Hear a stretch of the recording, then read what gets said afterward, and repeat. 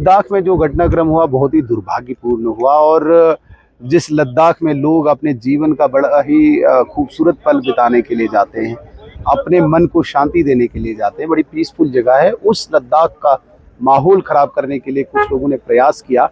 और मुझे लगता है कि बहुत ही सुनियोजित एक साजिश थी, जिस साजिश में वो किसी हद तक कामयाब हुए, जहाँ पे 4 लोगों ने अपने जान गंवाई और 70 से ज़्यादा लोग इंजर्ड हुए। कहीं न कहीं मुझे लगता है कि इसके पीछे कोई कंस्पिरेसी हो सकती है और ये बहुत ही जांच का विषय है। अभी तक इनिशियल जो जांच हमारे सामने आई है या जो हमने मीडिया के माध्यम से देखा है, काफ़ी लोगों को हिरासत में लिया गया और स्थिति को कंट्रोल किया गया है। अभी वहाँ पे शांति बनी हुई है, लेकिन जो लोग किसी भी विषय को लेके, किसी भी टॉपिक को लेके अपने आप को प्रस्तुत करते हैं कि हम लोगों के लिए, भले के लिए काम करते हैं, लेकिन अंदर से कहीं न कहीं जो वातावरण बन रहा था वो उन्हीं लोगों की गतिविधियों के कारण बन रहा था। उन पे शिकंजा कसा गया है, एक्शन लिया गया है, अरेस्ट किया गया है, क्योंकि किसी भी व्यक्ति को कानून हाथ में लेने की कोई इजाज़त नहीं है। ये भारत जो है ये संविधान से चलता है, कॉन्स्टिट्यूशन से चलता है। जब तक हम देश के प्रति, समाज के प्रति समर्पण की भावना ये नॉर्मल कोर्स में भी अपने जीवन को जीते हैं, हमें कोई दिक्कत नहीं है। लेकिन जब भी कोई भी व्यक्ति देश के विरुद्ध हो, समाज के विरुद्ध हो, एंटी सोशल, एंटी नेशनल किसी भी गतिविधि में शामिल हो, उस पर इसी प्रकार का एक्शन होना चाहिए जो लद्दाख में हुआ है।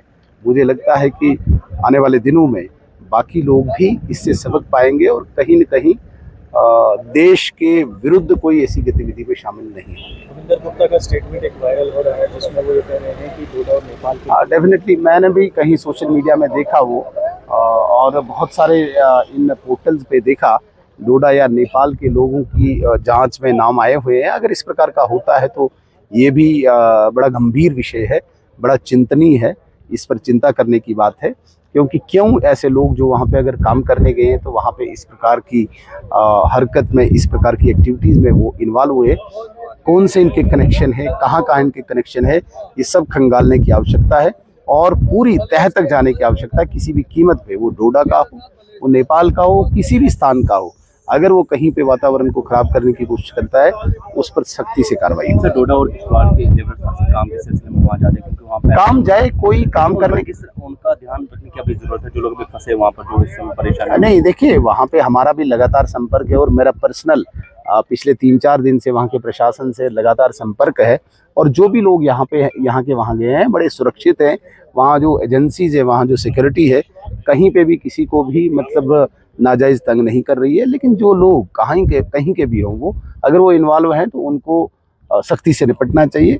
काम करने के लिए खुली इजाज़त है, आप देश में जाइए, विदेश में जाइए, किसी भी जगह जाइए, आप जाइए, काम कीजिए, अपने जीवन को व्यतीत कीजिए, लेकिन इसका गलत कोई लाभ न उठाएं, क्योंकि ऐसी पीसफुल जगह पे अगर आप माहौल ख़राब करेंगे तो ये अच्छी बात नहीं है। सोनम वांगचुक पर एनएसए लगा तो एनसी नेता कहने लगे कि एक एमएलए जो आवाज़ उठाता था उस पर पीएसए लगा दिया, और जो लद्दाख के लोगों की आवाज़। मैं उस एनसी के नेता से पूछना चाहता हूं कि फिर क्या किया जाए?